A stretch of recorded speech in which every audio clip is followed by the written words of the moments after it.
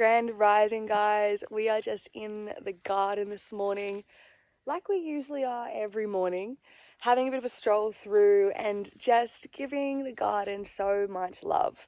And of a morning, especially today after the full moon last night, we love to see what the lunar rays did to the garden, what impact Mama Moon had, and how much growth has come through, where we can prune and where we can give love.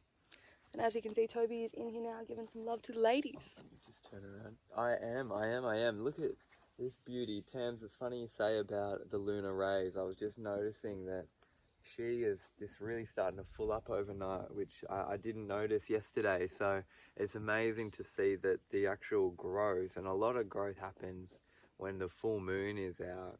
And it's kind of, you think it's always the sunshine, which it is, but it's through the filtered moon. It's reflecting that light from the sun via the moon. So that lunar energy that Terms was touching on has such a profound impact on the garden. And it's loving it here. The pumpkins are going crazy. G'day guys, so I'm just in the top half of this front garden bed, and now just before I show you what's behind me and what's in front, this garden bed's taken Tamsin and I probably about a year to set up fully, from doing a fence to then getting soils in here, getting nutrients, getting all the plants growing. So all this growth that we're now showing you is probably about a year of our hard work and our time on the land. So things happen very quickly, and I think I just wanted to say that so it doesn't seem so overwhelming, because there was once upon a time when this was just a bare side of our property here, and now it's thriving and it's our main garden, and it's only been 12 months. So that's just what one thing you need to remember, is that nature is incredible when you just become the stewards of it. And so we have some amazing choc mint here that's just loving life in front. This is great. I actually picked some of this morning because I've been a little bit nauseous this morning, a little bit just head coldy, been going, burning the candle at both ends just as we come into heading off to India. So just taking it slow, but I just literally picked some of this like this and just had a nice whiff.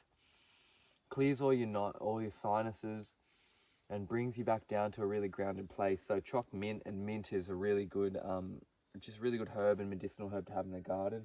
This is a beautiful cucumber that Tam's popped in from seed just straight into the garden, and it's going off. We've got a few cucumbers off it. As well as some ashwagandha. So the ashwaganda's come to seed, but it has been attacked by a caterpillar. So if anyone has any recommendations for the flea bug for the mallow plants, they seem to love them. Yeah. Please let me know. But I did just see that we've got a little flower here. Isn't that gorgeous? Magical Terms. We bought some neem oil, which is an organic spray to try to help with that, but we haven't put any on yet. So Oh, true. We'll do that today. yeah, we might do that today. All right. So what else we've got? We've got some more pumpkins coming through here. Got a jade plant that was gifted to us by one of our friends in Melbourne. Josh, thank you for the jade plant. There it is. All right. This is a mulberry tree that has just gone leaps and bounds. This tree we've owned for a little bit. This is one of the first trees we planted here in this kind of syntropic setup. And it's just really starting to thicken out on the trunk. We've gotten lots of mulberries off it. We've even got more fruit coming through now, I see. Like this guy has just really been constantly pruning, constantly growing, constantly producing fruit, which is awesome. I used to have a mulberry tree near my mum and dad's place when I grew up as a kid, so I have fond memories. Tams has fond memories of picking mulberries, so there's this is awesome. Now behind here we have a blueberry bush. Now this is a really old blueberry bush. It is settled in okay. I need to give it another prune. It's loving life, but I think it's competing too much with the mulberry at the moment. So we'll see how this goes. But I don't know, man. It's loving it. Tens, what are your thoughts? We just got hit with that sun. We had some crazy weather as well. Like it had heaps of fruit on it, and then all of a sudden we just got hit with a massive dry spell, so we didn't get any of the fruit really, and then the plant kind of suffered. But we've got a lot more rain over the last kind of month and a half, and it's starting to green up again. So it's not down for the count, but just, you know. That Tobes and I transplanted from the side of a road. because they are an incredible food source and they grow by the roadsides out here, especially as you go out towards the flats, a little bit more inland Australia. And we've got another massive one growing over here in the Do you want to show us that one? Come on, let's go have a look at that. Because it's a great food source. So, yeah, tell us about this, Tams, because I was blown away when you first told me this. yeah, so South American paddle pear is a cacti, and if you are able to get rid of all the spikes and chop it down, pan fry it with some beans, some corn, as like a substitute for a meat in a tortilla, kaffir lime that has been beaten by the possums a million times and yet bounces back once more, covered with a ground cover of pumpkin. And so the pumpkin flowers as well are fantastic for the bees, both the European honeybees and the native bees, as well as the butterflies, and also for us. They're fantastic to stir fry and to pop on top of potato bakes and things like that. They're just delicious. So you've got this beautiful pumpkin, where there is a lovely pumpkin growing in here in the garden. He just flows through. We've got lemon balm, pumpkins, comes into a beautiful elderberry. So this elderberry was a seedling that I got for $3 from a roadside artisan stall, and it's absolutely boomed. I gave it a good trimming about 2 months ago. I could probably do with another now, and it just absolutely loved a good prune. Again, there's a theme here. Love a good prune. You help them, you activate their life force energy to then grow further. We transplanted the peyote over here, grandfather, because he was not getting anywhere near enough sun where he was. However, we need to be careful because we are in the rainforest here, so there's a lot of rain, and he's a cacti. We'll see how he goes. It's his choice. We've got beautiful French violet down in the front here, as well as black turmeric all along the back, which is something that Toby's has been so passionate about and decided to get some from the market, I think he did. That's right, Tam. So we got the black turmeric from a gentleman by the name of John, who runs an organic store in our local area, and he got me onto it, told me about all the incredible nutrient densities and its medicinal properties. So I've got it through the garden in a multiple location, so I'll go show you where it is. But it acts as a beautiful part of the overall syntropic system as well. So we can just keep it growing there, cut it all back, and then throw it into the garden and let it grow. And then eventually, when we need some turmeric, dig it out, and it'll just keep shooting and growing. So that's a massive benefit of having it in the garden too, because then we're actually creating carbon for the soil as well. So that is one of the most incredible things about turmeric, because it's fast growing, like banana trees as well. You can just hack those back and they'll just keep coming. So if you need carbon for your soils, look at these kind of things that are fast growing, got big leafy open expanses that cover heaps of ground. So when you do throw them on the ground, you get that weed break, and it can start to break down and get hot soil and get it really cooking under there for your plant. So that's just kind of why this is over here, because this was quite bare when we started here. So to have the banana going, we can hack that back and get this going. We have heaps of pumpkin coming through to improve the soil there.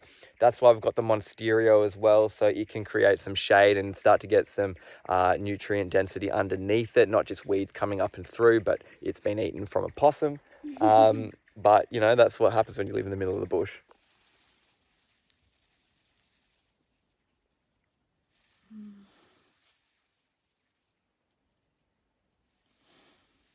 Of a morning, they're so floral. Oh, ladybug. And they're all sticky from all the resin. Still got the morning dew too. Absolutely beautiful.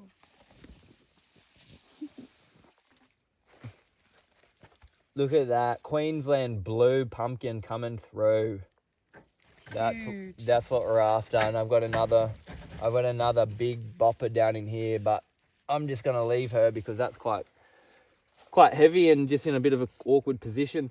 So we're gonna just literally leave these pumpkins here to continue to ripen on the vine, and then once the vine starts to die off as we head into the high summers and start to have the change of seasons, then we'll harvest them, put all of the organic matter from the pumpkins straight back into this garden bed.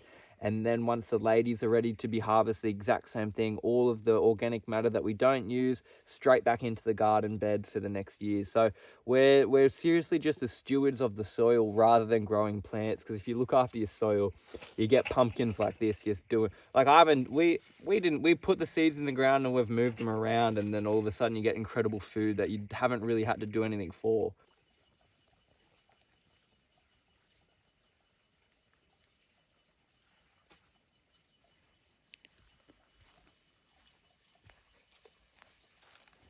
These are the sandpaper figs that, as you can see, are covered in figs themselves. Just hundreds of them. They're absolutely incredible and so tart but sweet at the same time. And as you come under here, you can see we've got this huge big elephant fern that has been eaten by a butterfly, it seems. Holy shit. But this is down in next to the creek, which is running so much at the moment. Little Salvy's trying to cross it. We've just had some lovely rain last night, so the creek is flowing. I'll go in further and give you a bit of a look. As you step in under the sandpaper figs here, there is such a beautiful energy of the creek that flows through here.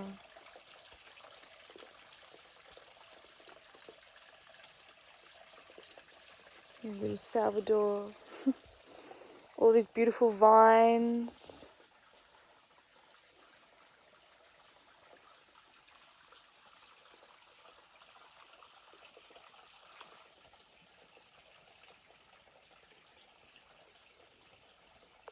Yeah, I knew you'd come when I called treat. Who wants a treat? Yeah, let's go. Go. Go on. Yeah. Let's go. Let's go. And the final update of the garden are the giant bamboos and how well they are growing since we cut down all of the gum trees that were shading them in and around the cabin. So about 3 weeks ago now, 3-4 weeks ago, we cleared out a heap of massive gum trees to bring some more light and safety back in and around the cabin area. And in doing so, the sunlight has boomed the growth of these giant bamboo. And like these ones here are, maybe a month old. If I was to stand here and time lapse the growth of these, you'd be able to actually physically see them grow, because my goodness do they grow fast. These big three along the front here, we had the bamboo deck here. We had a deck here to do yoga, and they started to break through the deck, so we had to move it away. And you see them starting to really fatten out through the left and through all of here. The sun rises up through this way.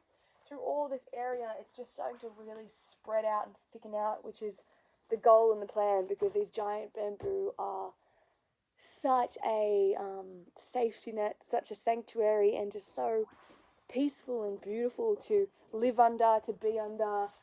And I'm so excited to see how far they grow.